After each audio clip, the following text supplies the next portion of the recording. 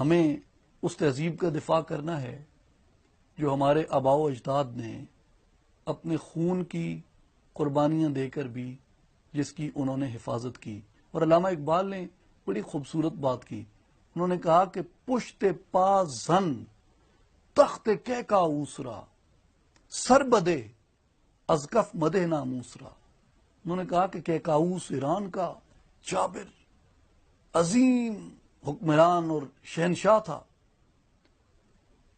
انہوں نے کہا کہ اگر تجھ کو کیکاؤس کا تخت بھی دیا جائے تو کیکاؤس کے اس تخت کو قبول نہ کر.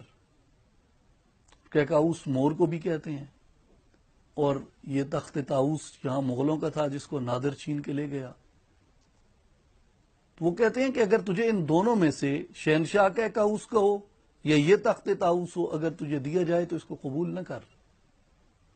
حیا کے بدلے، شرم کے بدلے، ناموس اور عزت کے بدلے اس تخت کو قبول نہ کر. پشت پازن، اس کو پاؤں کی ٹھوکر پہ اڑا کے رکھ. سر بدے از کف مدے ناموسرا، سر جاتا ہے تو جانے دے، اپنی عزت کو اپنے ہاتھ سے مت جانے دو.